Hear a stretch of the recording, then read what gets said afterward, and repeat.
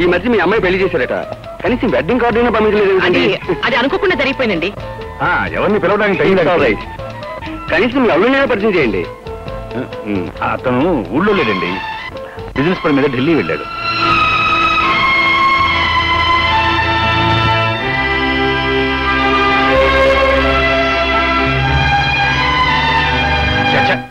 రాను రాను సొసైటీలో నలుగురు మధ్యకి వెళ్ళడం కూడా ఇబ్బంది అయిపోతుంది. మా అల్లుడికి మామూలు మెకానికల్ ఎలా చెప్పుకుంటాం? చెప్పకుండా ఎంతకాలం దాచుకుంటాం? నిజమేనండి, ఇవాళ పెద్ద మనుషుల మధ్య ఏదో మాట చెప్పి తప్పించుకున్నారు. రేపో మాపో నిజం బయటపడితే తలెత్తుకు తిరగలేం. ఏదో విధంగా అతని అంతస్తుని మనమే పెంచాలండి.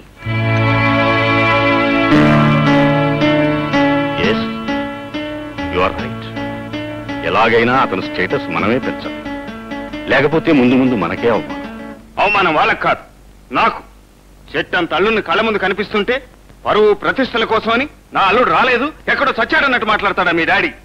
అంత పచ్చి అబద్ధాలు ఆడటానికి ఆయనకు సిగ్గులేదు. నా సంపాదన తక్కువే కావచ్చు, కానీ అది నేను కష్టపడి సంపాదిస్తున్నాను, గౌరవంగా బ్రతుకుతున్నాను. ఏమండి, జరిగిన విషయం మర్చిపోండి. నేను ఒక సలహా చెప్తాను, వింటారా? ఏమిటది? సంపాదన అనేది పెరగటం తప్పేం కాదుగా. ఏ, ఇప్పుడు నా సంపాదనతో నువ్వు సుఖపడ్డం లేదా? అలాగని నేను అన్నానా? నేను చెప్పేది అర్థం చేసుకోండి. అభివృద్ధి అనేది ప్రతి మనిషికి అవసరం. మీరు నా డాడీ దగ్గర నుంచి కొంత డబ్బు అప్పుగా తీసుకుని సొంతంగా గ్యారేజ్ ఓపెన్ చేశారనుకోండి, మీకున్న పట్టుదలతోనూ తెలివితేటలతోనూ కృషి చేస్తే వేలకు వేలు గడించవచ్చు, లక్షాధికారి కావచ్చు. రేఖ, అప్పుగానైనా సరే ఒకళ్ళ ముందు చేయి చాచడం అడుక్కోవటమే అవుతుంది. దానికంటే ఉన్నదాంతో మన ఇద్దరం సరిపెట్టుకుంటే మంచిది. ఇద్దరు వరకైతే పర్వాలేదండి, ఇక ముందు ముందు మనకు పిల్లలు పుడతారు, సంసారం పెరుగుతుంది. పుట్టబోయే పిల్లల్ని వాళ్ళ అమ్మని ఎలా చూసుకోవాలో నాకు బాగా తెలుసు.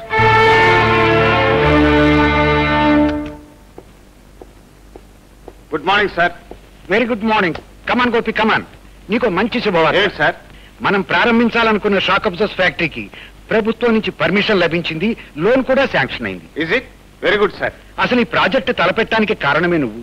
ఈ క్రెడిట్ అంతా నీదేనయ్యా. Thank you sir, thank you very much. మరో శుభవార్త, ఈ ప్రాజెక్టుకి నిన్ను జనరల్ మేనేజర్ని చేయటమే కాకుండా నా పార్ట్నర్ గా కూడా తీసుకుంటున్నాను. సార్, మీరు నా మీద ఇంత బరువు బాధ్యతలు.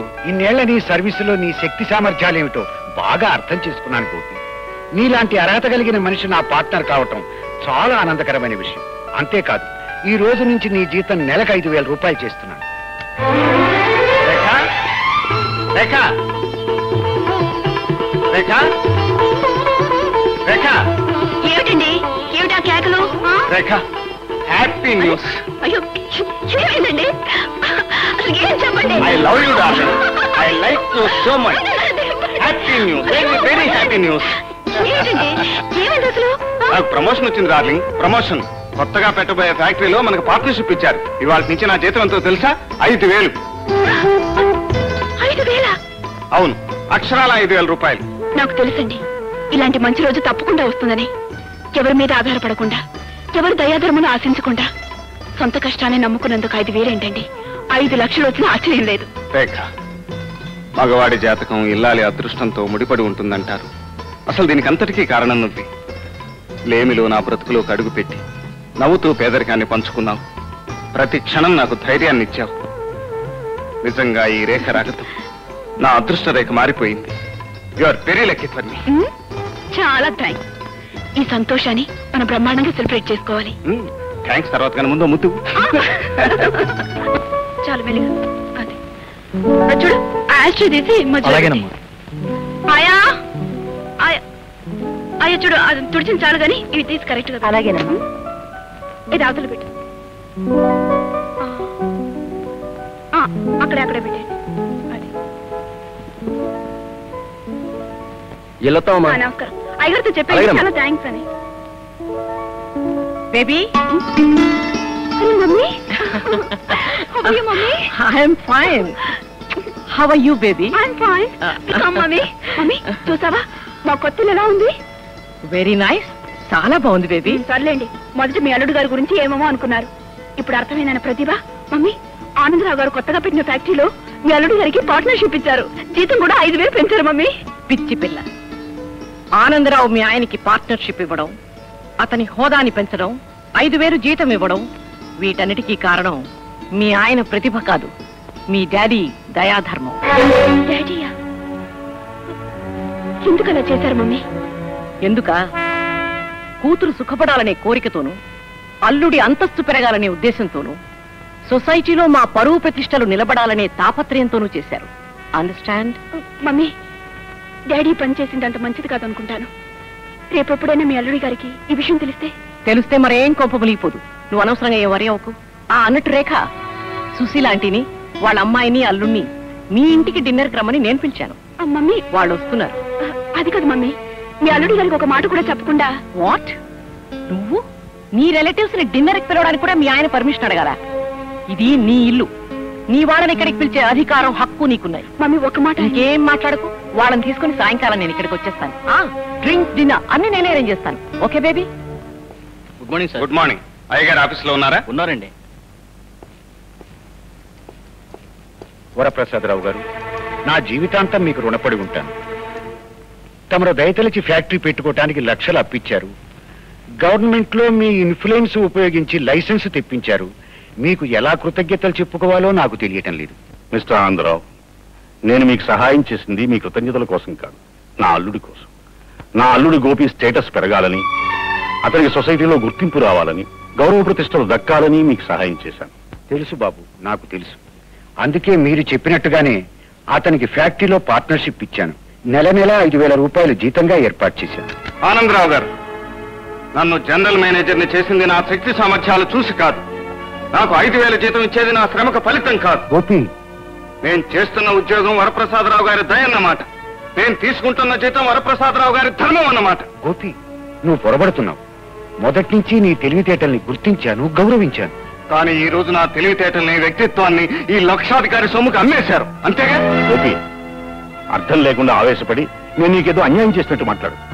నేను ఏం చేసినా నీ బాగు కోసం, నీ భవిష్యత్తు కోసం కాదు.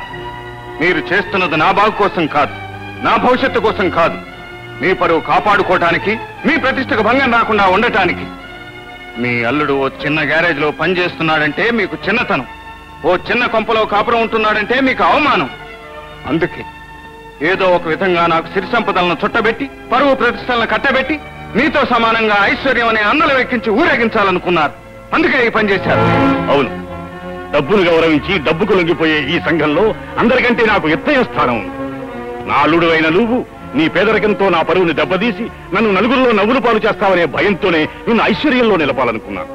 అది కాదని పేదరికమే పరువు ప్రతిష్ఠ అనుకుని, అడుక్కు తినడమే ఆత్మగౌరవం అనుకుని మూర్ఖత్వంలోనే నువ్వు బతుకుతానంటే అది నీ దురదృష్టం, నీ దౌర్భాగ్యం. పరాయి వాళ్ల దయాధర్మాల మీద పరువు ప్రతిష్టలు పెంచుకోవాలనుకోవటం ఆత్మాభిమానాన్ని అమ్ముకోవటమే అవుతుంది. కేవలం రూపాయి విలువే తెలిసిన మీకు ఆత్మగౌరవం విలువ ఏనాటికి తెలియదు. ఆత్మగౌరవం ఉన్న నేను మీ కల్లుడు కావటం మీ అదృష్టం. ఐశ్వర్యం మాత్రమే ఉన్న మీరు నాకు మావ కావటం నా దురదృష్టం.